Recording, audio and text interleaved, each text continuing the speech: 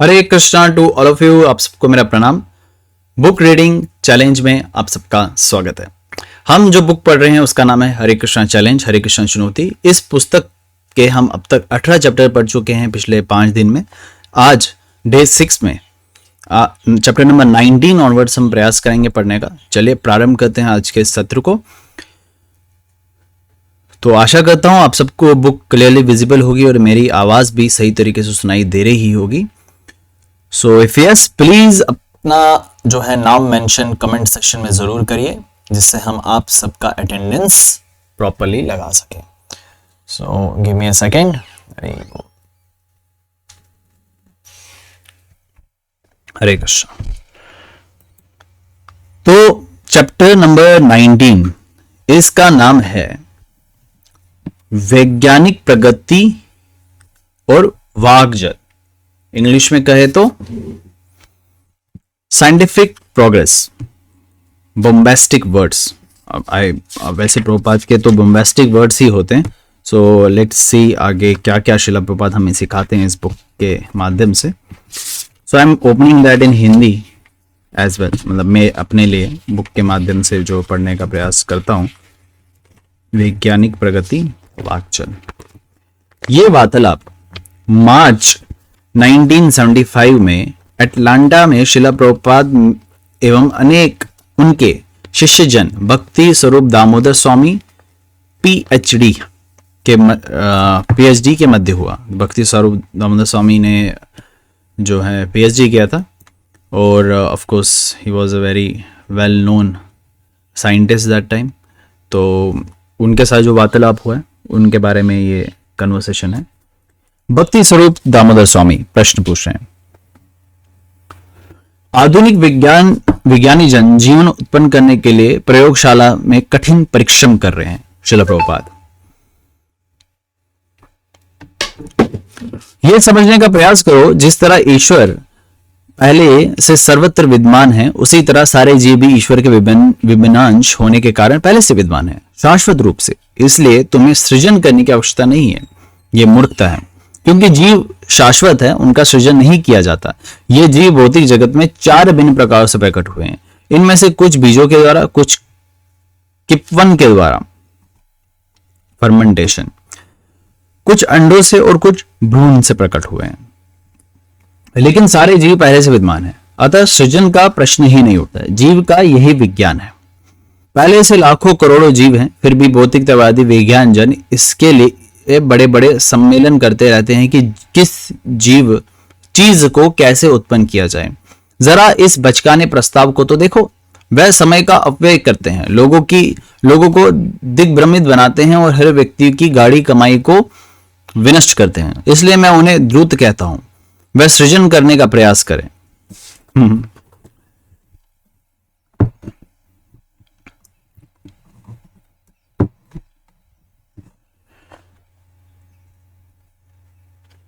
वह क्यों सृजन करेंगे? वह सृजन करने का प्रयास करते हैं। वह क्या सृजन करेंगे? सारी वस्तुएं पहले से हैं, किंतु वह अपनी बड़ी चढ़ी शिक्षा के बावजूद इसे नहीं जानते। इसलिए भगवत गीता में उन्हें मूढ़ यानी कि द्रुत कहा है या कहती है।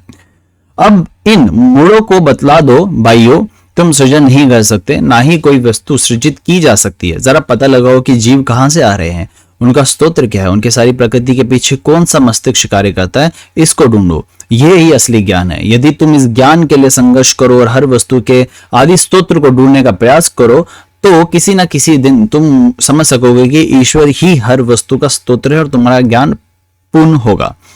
वासुदेव स्मृति इति स महात्मा स दुर्लभा, भगवद गीता 7:19।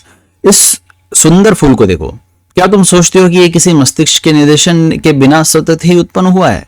यह व्यर्थ का दर्शन है। ये तथाकथित विज्ञानी अनेक आडंबरपूर्ण शब्दों का प्रयोग करते हैं, किंतु उनमें से कितने वास्तविक व्याख्याएं करते हैं अन्य कोई नहीं समझ सकता, केवल वही समझ पाते हैं। वह ऐसी जटिल भाषा का इस तरह प्रयोग करते हैं कि जब वह स्वयं व्याख्या नहीं करते तब तक कोई समझ नहीं सकता। वह कहते हैं कि सब कुछ प्रकृति द्वारा स्वतः किया जाता है। यह तथ्य नहीं है। प्रकृति एक उपकरण है। यह अद्भुत कंप्यूटर जैसी है, फिर भी इसका एक चालक है। इन दूतों में सामान्य बुद्धि नहीं। ऐसे मशीन कहां जो बिना किसी चालक के चले। क्या उनके अनुभव क्षेत्र में कोई ऐसी मशीन है? वह कैसे सुझाव देते हैं कि प्रकृति स्वतः कार्य करती है, प्रकृति अद्भुत मशीन है, किंतु उसका चालक ईश्वर या कृष्ण है। यही असली ज्ञान है, क्योंकि ये अद्भुत रीति के से कार्य कर रही है और कर रही है, तो इसका अर्थ है कि कोई इसका चालक नहीं है। उदाहरणार्थ, हारमोनियम भी एक मशीन है। यदि कोई दक्ष गायक इसे बजाता है तो यह अत्यंत सुरीली तथा सुहावनी ध्वनि उत्पन्न करती है। ओह, कितनी सुंदर, कितनी सुंदर। किंतु क्या हारमोनियम स्वतः बजेगी और सुरीली ध्वनि उत्पन्न करेगी? अतः उनमें कोई व्यवहार बुद्धि ही नहीं है। इस पर भी वह अपने को विज्ञानी कहते हैं। यही हमारा रोना है कि इन लोगों में कोई व्यवहारिक बुद्धि भी नहीं, फिर भी वे वैज्ञानिक कहलाए जाते हैं। भक्ति स्वरूप दामोदर स्वामी वे सोचते हैं कि क्योंकि वे रसायन विज्ञान के द्वारा कुछ प्रारंभिक अमीनो अम्लों का संश्लेषण करते हैं, अमीनो एसिड्स का संश्लेषण कर सकते हैं। श्रील प्रभात, ये तो कारीगरी है, ज्ञान नहीं। उदाहरणार्थ, यदि हम कहें कि आप गुलाब का एक चित्र बनाते हैं तो आप चित्रकार हैं, ज्ञान वाले व्यक्ति नहीं। ज्ञान का व्यक्तित्व का अर्थ है ऐसे व्यक्ति जो जानता है कि वस्तु कैसे बनाई जाती है। चित्रकार तो जो देखते हैं उसी का अनुकरण करता है। अतः कला तथा विज्ञान दो पृथक विभाग है। भक्ति स्वरूप दामोदर स्वामी, तो यदि वह कोई संश्लेषण वस्तु उत्पन्न करते हैं तो वह केवल कला है। भक्ति स्वरूप दामोदर स्वामी कह रहे हैं, अगर वो कुछ कर रहे हैं तो वो क्या है? वो that is just an art, कला है। श्रील प्रभात, हाँ, उदाहरणार्थ, अच्छा रसोई जानता है कि मसालों को कैसे मिलाया जाता है और किस तरह स्वादिष्ट वस्तु तैयार की जाती है। अतः रसायन शास्त्री को आप एक अच्छा रसोई कह सकते हैं। रसायन शास्त्र विभिन्न रसायनों को मिलाने की एक कला मात्र है। तेल होता है, क्षार होता है, यदि दोनों की कार को कारीगरी से मिला दिया जाए तो अत्यंत उपयोगी साबुन बन जाता है। ओके, भक्ति स्वरूप समय, किंतु विज्ञानी आश्वस्त है कि वह बिना येन केन प्राकृतिक जीवन को उत्पन्न कर सकेगा और मनुष्य तक को बना लेगा। श्रील प्रभात, समस्या यह नहीं कि यदि वह जीवन का सृजन नहीं करेंगे तो संसार नरक में मिल जाएगा। जीवन तो पहले से है। उदाहरणार्थ, कई मोटर कारें हैं, यदि मैं अन्य मोटर कार तैयार कर लूं तो क्या ये मेरे लिए बहुत बड़ी शाबाशी है? न जाने कितनी मोटर कारें पहले से हैं। जब मोटर कार नहीं थी तो जिस पहले व्यक्ति ने मोटर कार बनाई उसके लिए कुछ शाबाशी थी। आपने बहुत अच्छी घोड़ाविहीन गाड़ी तैयार कर दी है, लोग इससे लाभ उठाएंगे, सुविधा होगी बस। किंतु जब लाखों मोटर कारें हैं जिससे दुर्घटनाएं होती रहती है और मैं एक अन्य मोटर कार बनाऊं तो इससे मुझे क्या श्रेय है? मेरा श्रेय क्या है? स्वरूप दामोदर स्वामी, शून्य। श्रील प्रभात, शून्य। और इस शून्य को पाने के लिए वह कोई बहुत बड़ा सम्मेलन करने जा रहे हैं जिसमें अनेक लोग आएंगे और रुपया खर्चेंगे।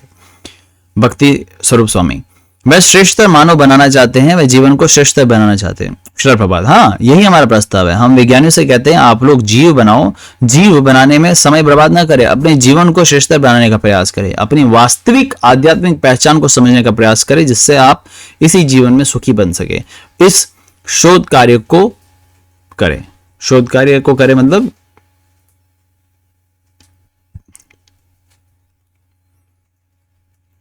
रिसर्च। शोध कार्य मतलब रिसर्च। उन्हें जो पहली बात सीखनी है वह यह है कि शरीर रूपी मोटर कार का एक चालक या आत्मा है। ज्ञान की यह पहली बात है। इस समय बात को समझे बिना वह नीरे गधे हैं। चालक यानी आत्मा इस शरीर रूपी मोटर कार को चला रहा है। यदि चालक शिक्षित है तो वह अपने शरीर को आत्म साक्षात्कार के लिए चला सकता है, जिससे वह भगवत धाम वापस जा सके, तब वह पूर्ण बनता है। अतएव हम चालक को शिक्षित कर रहे हैं, हम टिन की अन्य कार नहीं बना रहे। यही कृष्ण भावना अमृत है।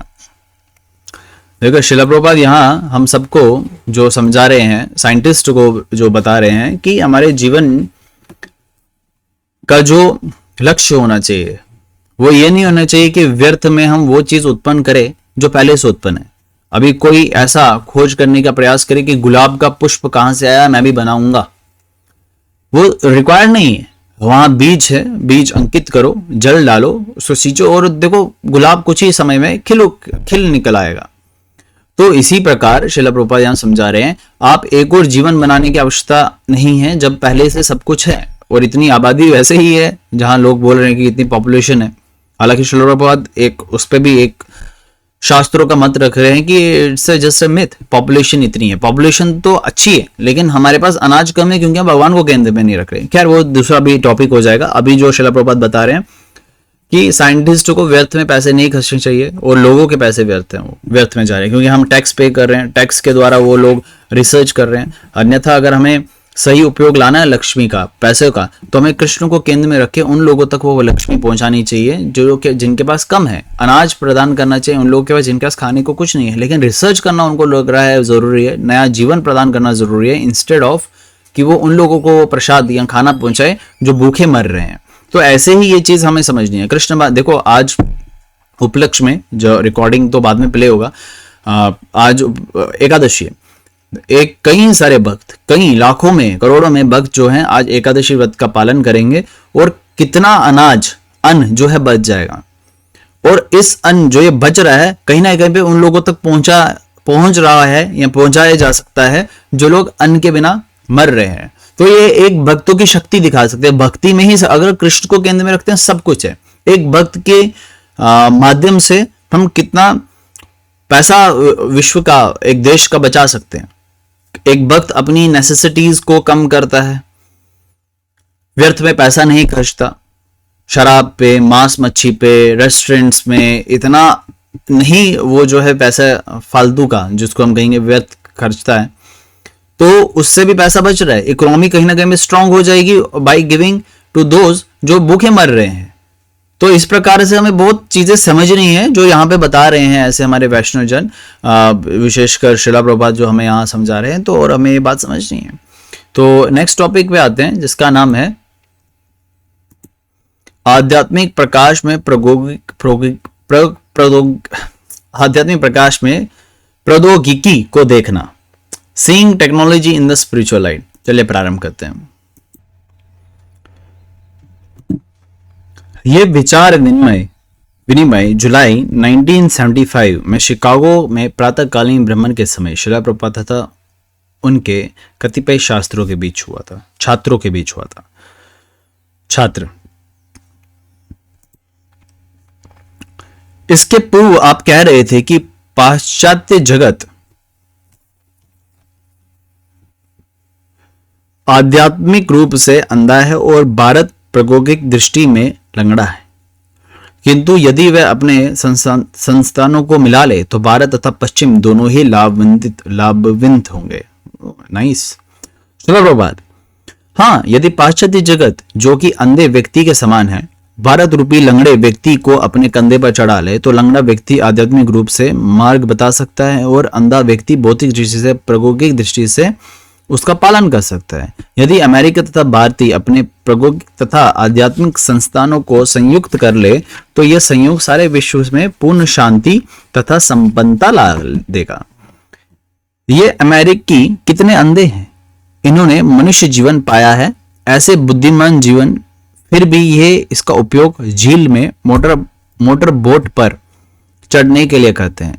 देखो ना, मनुष्य को हर क्षण का उपयोग अपनी इस चेतना वापस पाने के लिए करना चाहिए, एक क्षण भी बर्बाद नहीं करना चाहिए। और ये लोग की समय बर्बादी के नीते नए तरीके निकाल रहे हैं। निस्संदेह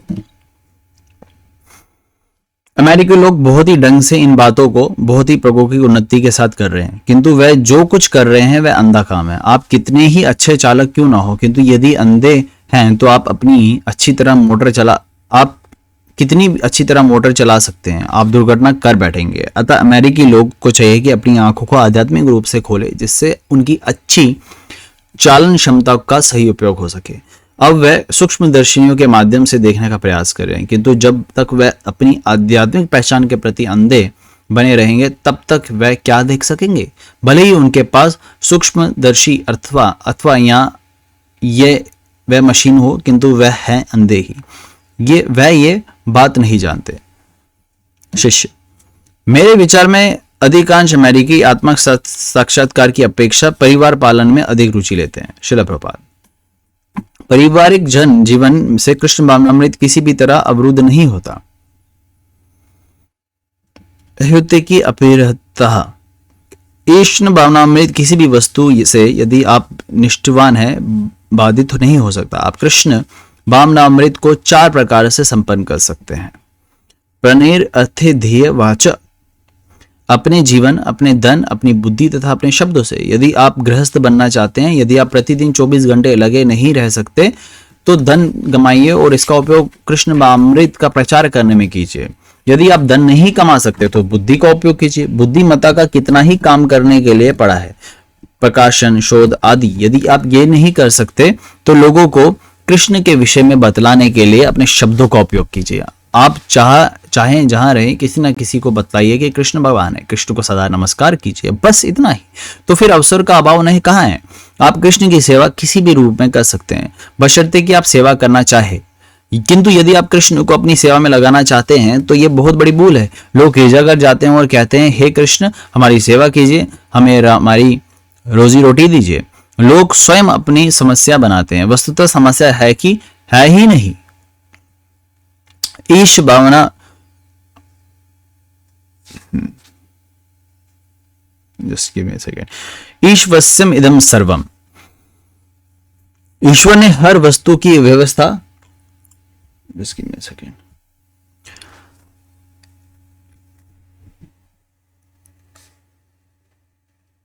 ईश्वर ने हर वस्तु की व्यवस्था कर रखी है, उसने हर वस्तु को पूर्ण बनाया है। तुम देखते हो कि पक्षियों के लिए अनेक फल है, पूर्णिदम। कृष्ण ने पहले से हर वस्तु की पर्याप्त मात्रा दे रखी है, किंतु ये दूत अंधे हैं, वह इसे देखते ही नहीं। वह समाधान करने में लगे रहते हैं, उन्हें समाधान करने की क्या आवश्यकता है। हर वस्तु पहले से पर्याप्त मात्रा में है। बात यह है कि लोग वस्तु का दुरुपयोग कर रहे हैं, अन्यथा उनके पास पहले से पर्याप्त भूमि है, पर्याप्त बुद्धि है। हर वस्तु पर्याप्त मात्रा में है। अमेरिका तथा ऑस्ट्रेलिया में उनके पास पर्याप्त भूमि है और वह फसलों के प्राकृतिक उपहार पर आश्रित ना रहकर पशुओं को वध करने के लिए पालते हैं। ये उनकी बुद्धि है। लोग ये जानते हुए भी कॉफी, चाय तथा तंबाकू उनके स्वास्थ्य को हानि पहुंचाने वाली फसलें हैं, उन्हें उगाते हैं। संसार के कुछ हिस्सों में लोग अन्न की कमी से मर रहे हैं, फिर भी संसार के अन्य भागों में लोग तंबाकू उगा रहे हैं, और जो केवल रोग तथा मृत्यु को लाती है। यह है उनकी बुद्धि। समस्या यह है कि दूत ये नहीं जानते कि ये जीवन ईश्वर को समझने के लिए है। आप किसी से पूछे, कोई नहीं जानता है, वह ऐसे मूर्ख है। क्या आप नहीं देखते कि वह कुत्ते की कितनी देखभाल करते हैं? वह अंधे हैं, वह नहीं जानते कि ईश भावनामृत होंगे या कुत्ता भावनामृत। कुत्ता 4 पैरों के बल दौड़ता है, किंतु लोग सोचते हैं कि 4 पहिए वाला कार पर दौड़ने से वह उन्नत बन जाएंगे। वह सोचते हैं कि वह सभ्य बन जाएंगे, किंतु उनका व्यापार चल रहा है, बस इतना ही। छात्र, दौड़ धूप का उद्देश्य एक सा है, खाना, सोना, संभोग करना और रक्षा करना।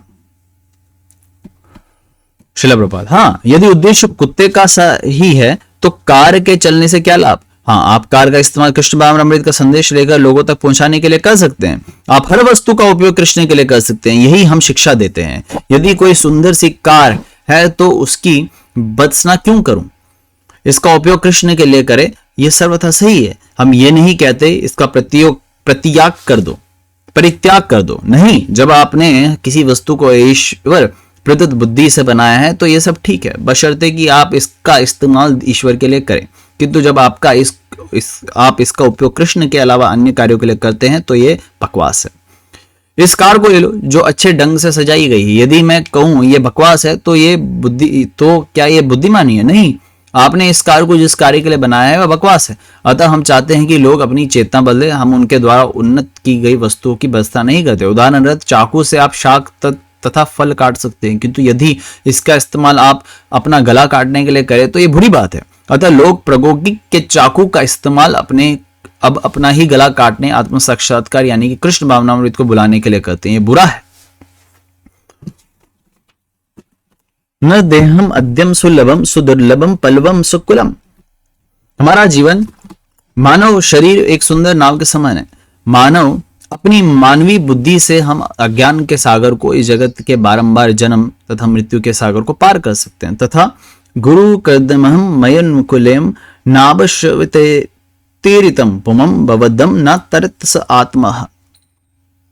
हमारे पास अनुकूल वायु है। वैदिक वाणिज्य में कृष्ण के उपदेश तथा कि उसी के साथ अच्छा कप्तान अच्छा प्रामाणिक गुरु है जो मार्गदर्शन कर सकता है तथा हमें प्रबुद्ध कर सकता है। यदि इन समस्त सुविधाओं के होते हुए हम अज्ञान सागर को पार ना कर पाए तब तो हम अपना गला काट रहे हैं। नाव है, कप्तान है, अनुकूल वायु है, किंतु हम उनका उपयोग नहीं कर रहे हैं। इसका अर्थ है कि हम अपने हाथों से अपनी हत्या कर रहे हैं। Wonderful, yes, we are killing ourselves. Srila Prabhupada is clearly mentioning this. अगर हम इन चीजों का उपयोग सही तरीके से नहीं कर रहे हैं, it is just like a committing suicide, हम आत्महत्या कर रहे हैं। जैसे श्रील प्रभुपाद बताते हैं, हर वस्तु को हम कृष्ण के उपयोग में ला सकते हैं। अगर वो ऐसा नहीं कर रहे तो कहीं ना कहीं पे हम हत्या कर रहे हैं। तो इसलिए इस चैप्टर के माध्यम से श्रील प्रभुपाद यही समझा रहे हैं कि हमें कृष्ण भावनामृत होना है। और कृष्ण भावनामृत आप गृहस्थ आश्रम में भी हो सकते हैं या किसी और आश्रम में भी हो सकते हैं, बशर्ते आपने हर वस्तु कृष्ण के केंद्र में लगाना है। जैसे अभी आप मोबाइल के माध्यम से इस पुस्तक को पढ़ रहे हैं या सुन रहे हैं या कुछ कंटेंट देख रहे हैं जो कृष्ण भावनामृत में आपकी प्रगति करता है, तो ये गलत बात नहीं है। लेकिन ऐसे अभी भी इसी टाइम पे कितने सारे लोग होंगे जो इस फोन का दुरुपयोग कर रहे होंगे। तो इस तरीके से हम अपने आप को बचा सकते हैं गलत दिशा में जाने से, अगर हम इन शिक्षाओं का पालन करेंगे तो। नेक्स्ट चैप्टर हम पढ़ेंगे जिसका नाम है द सेक्युलर स्टेट, धर्मनिरपेक्ष राज्य। आइए पढ़ते हैं, मैं थोड़ा पानी पी लेता हूं।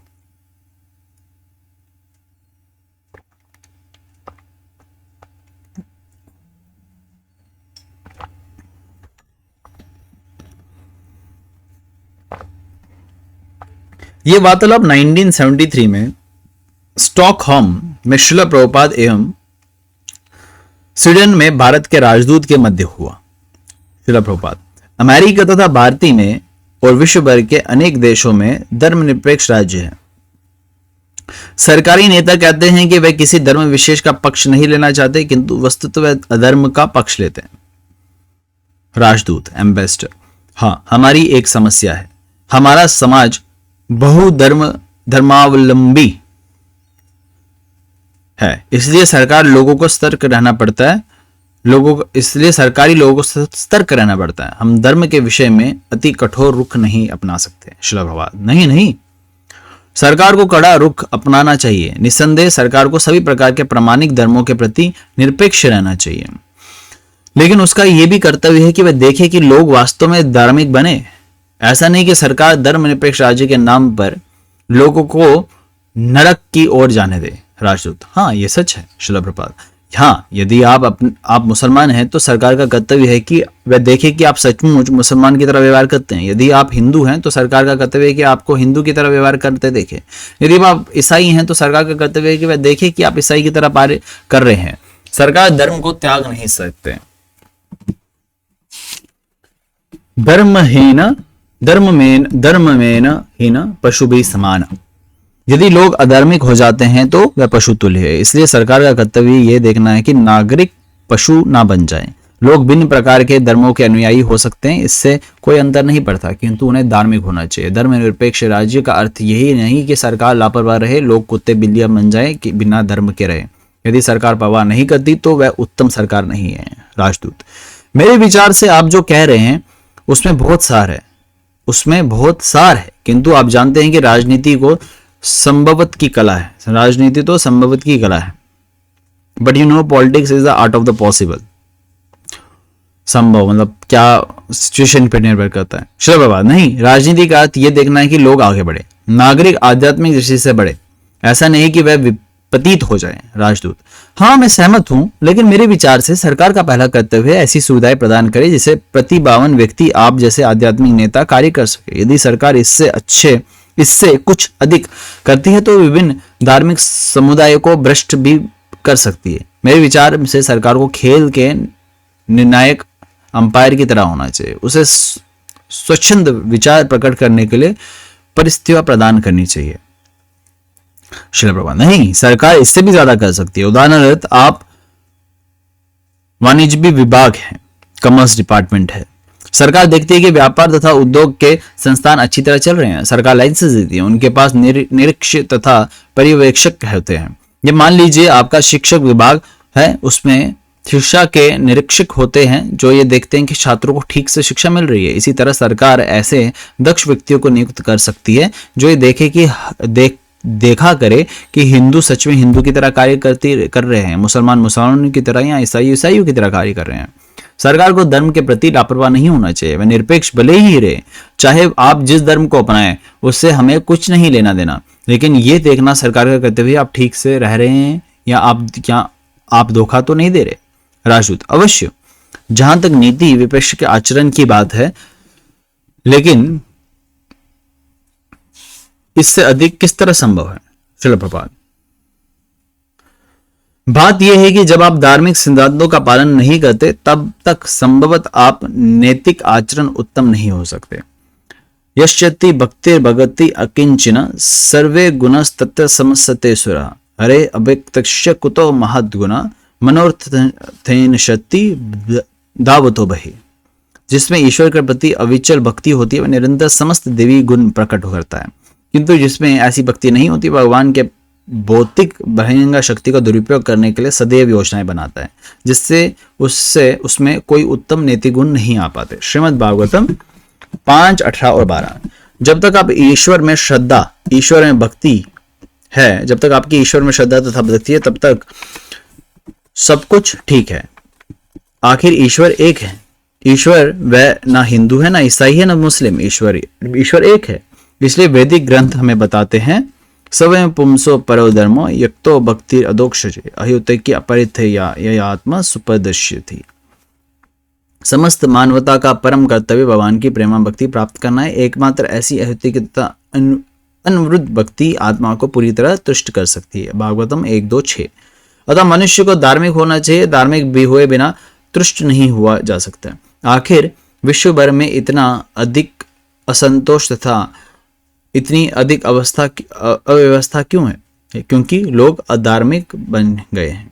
राजदूत, मॉस्को में अनेक लोग धर्म के विरुद्ध हैं, सरासर धर्म के विरुद्ध। श्रील प्रभुपाद, आप मॉस्को ही क्यों कहते हैं? सर्वत्र ही। कम से कम मॉस्को में वह ईमानदार तो हैं, वह ईमानदारी के साथ कहते हैं कि हम ईश्वर में विश्वास नहीं करते हैं। राजदूत, ये तो सच है। श्रील प्रभुपाद, किंतु अन्य स्थानों में वे कहते हैं मैं हिंदू हूं, मैं मुसलमान हूं, ईसाई हूं, ईश्वर में विश्वास करता हूं, किंतु फिर भी वे धर्म के संबंध में कुछ नहीं जानते, वे ईश्वर के नियमों का पालन नहीं करते। राजदूत, मुझे तो लगता है हम में से बहुत से वैसे हैं, ये सच है। श्रील प्रभुपाद हंसते हैं, मैं कहूंगा कि कम से कम मॉस्को में वे भद्र हैं, वे धर्मों को नहीं समझ सकते, अतः वे कहते हैं हम विश्वास नहीं करते।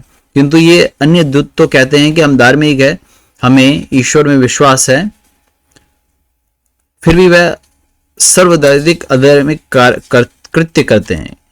मैंने कई बार ईसाइयों से पूछा है, आपकी बाइबल कहती है तू वध नहीं करेगा, तो फिर आप वध क्यों करते हैं? वह इसका संतोषजनक उत्तर नहीं दे पाते। यह स्पष्ट कहा गया है कि तू वध नहीं करेगा और वह कसाई घर चला रहे हैं। ये सब क्या है? Okay, so in this chapter the secular state, Srila Prabhupada पीछे चैप्टर के साथ ही अगर आप रिलेट करें तो बता रहे हैं सरकार को कैसा होना चाहिए। एक तो धार्मिक होना चाहिए और उनको ये देखना चाहिए कि सब लोग धर्म का पालन सही तरीके से कर रहे हैं। निसंदेह इसमें किसी भी प्रकार की परेशानी नहीं होनी चाहिए कि कोई क्या धर्म या रिलीजन अपना रहा है। असल में हमारा सबका धर्म तो ये है कि भगवान की सेवा करें, लेकिन भगवान के इतने सारे नाम, इतने सारे रूप या अलग अलग तरीके से लोग अप्रोच करना चाहते हैं, वो करे, उससे कोई प्रॉब्लम नहीं है, लेकिन करे तो सही। यही सरकार को देखना है। श्रील प्रभुपाद कह रहे हैं सेकुलरिज्म असल में इसको कहते हैं। सेकुलरिज्म का अर्थ यह नहीं लगाना चाहिए कि व्यक्ति को अधार्मिक बना दे।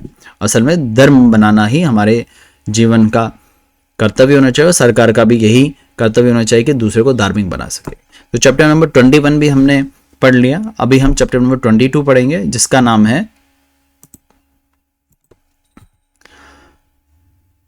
हम व्याद्र चेतना में नहीं बने रह सकते। We cannot remain in the bagh. देखता हूं बुक पे क्या लिखा है। हाँ सेम है। हाँ, we cannot remain in the tiger consciousness. चलिए आइए पढ़ते हैं इसको।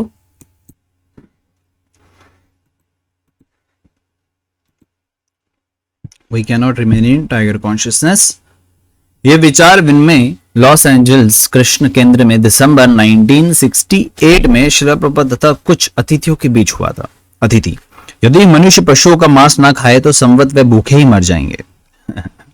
अभी वापस श्रील प्रभुपाद से पढ़ने वाले इन लोगों को। चलिए एक second, just give me a second.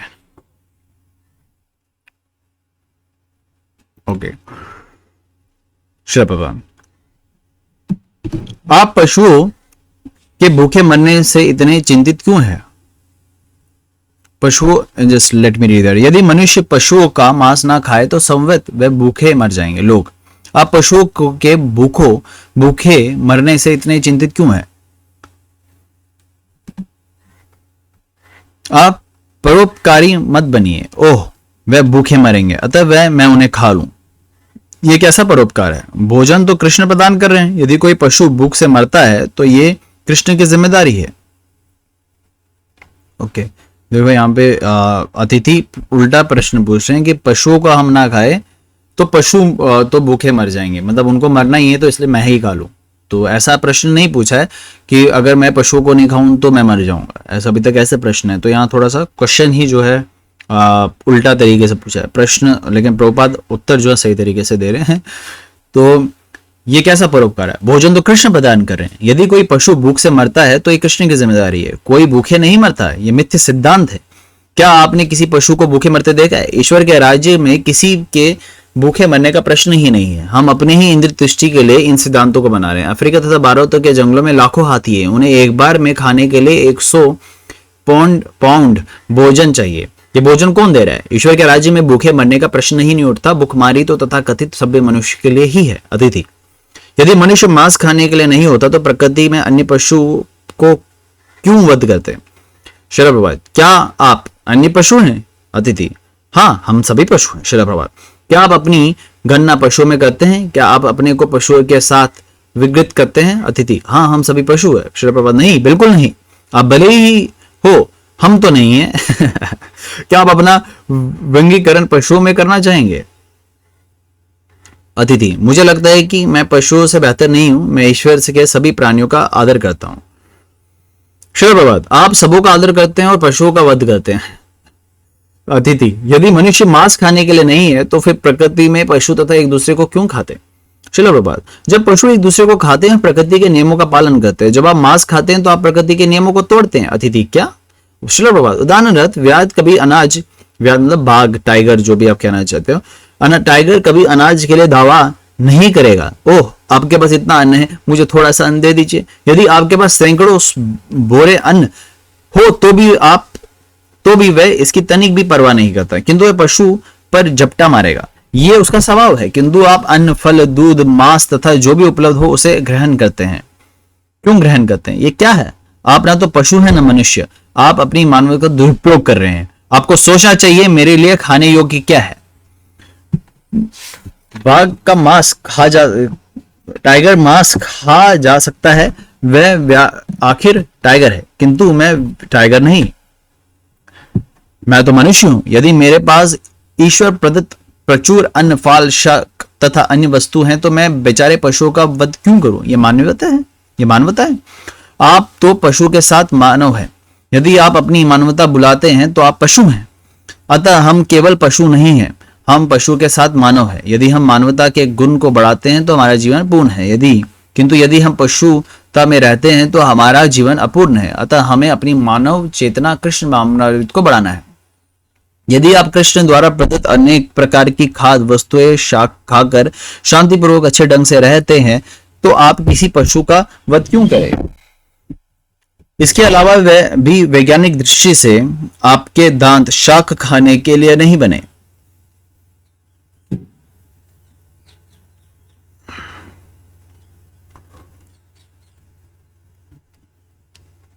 कहां गया? इसके अलावा भी वैज्ञानिक दृष्टि से आपके दांत शाक खाने के लिए नहीं बने। व्याघ्र के दांत मांस खाने के लिए होते हैं। प्रकृति के उसे ऐसा बनाए हैं। उसे अन्य पशु को मारना पड़ता है। अतः उसके नाखून होते हैं, दांत होते हैं, शक्ति होती है, किंतु आप में ना उतनी शक्ति होती है। आप एक गाय को व्याघ्र की तरह झपटा मार कर नहीं मार सकते। आपको कसाई घर बनवाने होते हैं और अपने घर पर ही बैठे रहना होता है। यदि कोई दूसरा व्यक्ति गाय की हत्या करता है तो आप अच्छी तरह खा सकते हैं। ये क्या है? आप भी व्याघ्र बनिए, गाय के ऊपर झपटा मारकर उसे खाइए। आप ऐसा नहीं कर सकते। अतिथि, तो आप प्रकृति के नियमों में विश्वास नहीं करते। मेरे विचार से प्रकृति का नियम हर एक पर समान रूप से लागू होता है। श्रील प्रभुपाद, प्रकृति के नियमों द्वारा व्याध उसी तरह से बनाया जाता है, अतएव वह ऐसा वैसा कर सकता है। आप नहीं कर सकते। आपका स्वभाव भिन्न है। आप में विवेक है, अंत आत्मा है। आप अपने को सब मानव कहते हैं, अतएव आपको इन सब का उपयोग करना चाहिए। यही कृष्ण भावनामृत यानी कि पूर्ण चेतन मानव जीवन तो चेतना की पूर्णता तक उठने के लिए बना है और यही कृष्ण भावनामृत है। हम व्याध चेतना में नहीं रह सकते। ये मानवता नहीं है।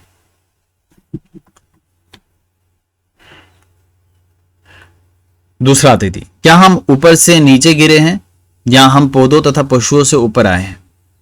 श्रील प्रभुपाद, हाँ, स्वभावत आप ऊंचे से नीचे गिरे हैं, आध्यात्मिक जगत से भौतिक जगत में आए हैं और तब निम्नतर योनियों में पहुंचे। जब आप उन्नति करते हैं तो इस मनुष्य रूप को पाते हैं। यदि आप अपनी उच्चतर चेतनाओं का उपयोग करते हैं तो इससे भी ऊंचे जाते हैं, आप ईश्वर के पास भी जाते हैं। किंतु यदि आप अपनी उच्चतर चेतना का उपयोग नहीं करते तो पुनः नीचे चले जाते हैं। अतः आप दिग्भ्रमित ना हो, ईश्वर भावनामृत या कृष्ण भावनामृत ग्रहण करें और यही इस मनुष्य जीवन का सही उपयोग होगा। अन्यथा यदि हम व्याध की तरह मांसाहार की लत लगाएंगे तो हमें अगले जन्म में व्याध का शरीर प्राप्त हो सकता है, किंतु इसका क्या लाभ? मान लीजिए कि अगले जीवन में अति बलशाली व्याध हो जाऊं, क्या ये बहुत अच्छी उन्नति होगी? क्या आप व्याध के जीवन को जानते हैं? उन्हें प्रतिदिन खाने को भी नहीं मिलता। वह एक पशु पर झपटा मारते हैं और उसे छिपा कर रखते हैं तथा सड़े हुए मांस को एक महीने भर खाते हैं, क्योंकि उन्हें पशु मारने का अवसर हमेशा हाथ नहीं आता। ईश्वर उन्हें वह अवसर उपलब्ध नहीं होने देता। ये प्रकृति है। जहां कहीं भी जंगल में व्याध होता है तो अन्य पशु भाग जाते हैं आत्मरक्षा के लिए। अतएव बिरले ही जब व्याध अत्यंत भूखा होता है तो ईश्वर उसे अन्य पशु पर झपटा मारने का अवसर देते हैं। व्याध नित्य अनेकानेक स्वादिष्ट व्यंजन नहीं पा सकता। ये तो मनुष्य जीवन ही है जिससे हमें सारी सुविधाएं हैं, किंतु यदि हम उनका दुरुपयोग करें तो हम व्याध जीवन मिलता है, अति बलकृष्ट तथा झपटा मारने की पूरी क्षमता से युक्त जीवन। सार्केस्टिकली बोल रहे हैं श्री प्रभुपाद। हमें फिर फुल पोटेंसी वाला, कैपेसिटी वाला जो शरीर प्रदान होगा, शेर की तरह। लेकिन उस शेर योनि में आने के बाद भी उसको संघर्ष करना पड़ता है। उसको कई समय तक अनाज नहीं मिलता है।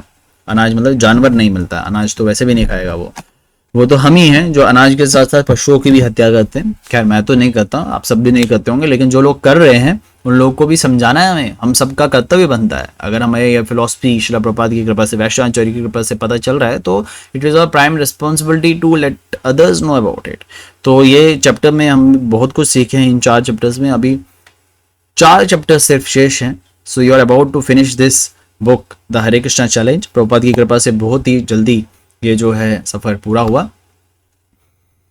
इसका टेस्ट जो है कंडक्ट किया जाएगा, बट जो इसको बाद में पढ़ रहे हैं या बाद में सुन रहे हैं उनके लिए ये टेस्ट एप्लीकेबल नहीं रहता।